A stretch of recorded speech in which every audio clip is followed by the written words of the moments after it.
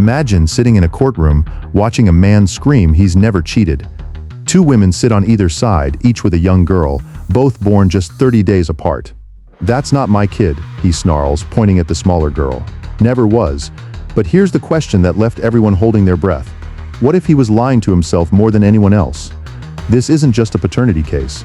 It's a story about pride, fear, and the moment truth shatters a lifetime of denial. Hey everyone, welcome back to Law and Humanity, your go-to channel for real, unfiltered courtroom moments. Let's start in Salt Lake City.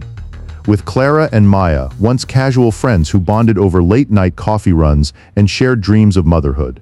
Then life took a turn neither saw coming. Clara got pregnant first, then Maya, just weeks later. And when they compared notes, the man they'd both loved, the one who'd whispered promises of forever, was the same person, Jake Hansen. Jake was married, sure, but he told Clara he was separated, told Maya he was working through marriage troubles. Now, two little girls, Lila, 6, and Zoe, 5, sat in that courtroom, staring at a man who refused to look back. Here's where it falls apart. Jake swore up and down he'd never cheated on his wife. Clara's kid? Maybe, he admitted, jaw tight. But Maya? That's a scam. She's after child support, plain and simple. Maya broke down when she heard that. Through tears, she talked about the night they'd spent together, how he'd held her, said he wanted a family with her. "You told me I wasn't alone," she sobbed. "Now you're calling my daughter a lie?"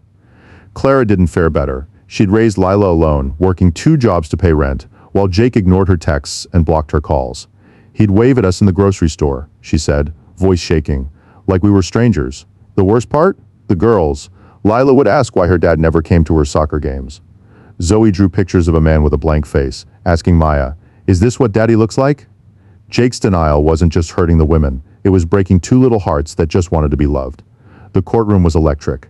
Jake leaned forward, eyes blazing, as he yelled at Maya, "Your daughter doesn't even look like me. Look at her nose, nothing like mine." Zoe shrank into Maya's lap, hands covering her face. Judge Lauren Lake, calm as a storm, cut him off. "Mr. Hansen," she said, voice steady, "do you really think a child's worth is in the shape of her nose?" The room went quiet. Then Clara pulled out a stack of letters, birthday cards she'd written to Jake, begging him to meet Lila. She read one aloud. "Lila drew you a picture of a rainbow. She says it's for when you finally come home." Jake's jaw tightened. He looked away, but not before everyone saw the flicker of something. Guilt? Fear? Maya followed with texts. Screenshots of Jake checking in on her pregnancy, asking about our baby.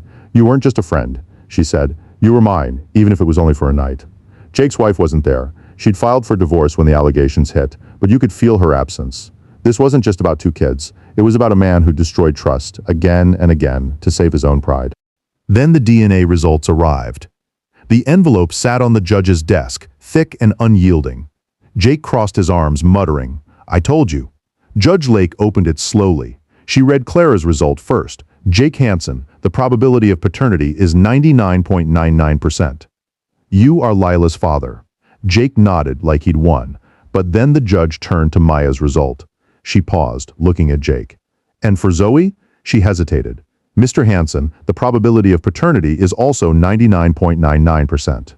You are her father, too." Time stopped.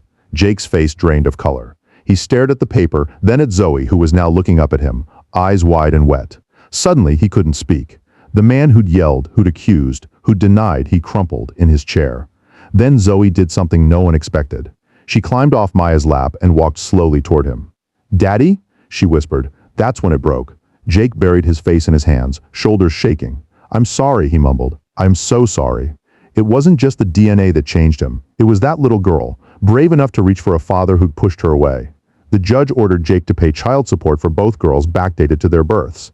But the real resolution wasn't legal. It was human. Jake stood up, walked to Zoe, and knelt down. "I'm your dad," he said, voice cracking, "and I'm never going to leave you again." Zoe threw her arms around his neck. Lila, watching from across the room, smiled. Clara and Maya looked at each other, no anger, no resentment, just relief. They hugged, quietly, as if saying, "We made it." What happened next? Jake started visiting both girls every weekend. He took Lila to her soccer games, helped Zoe with her art projects. He even apologized to his ex-wife, though they didn't get back together.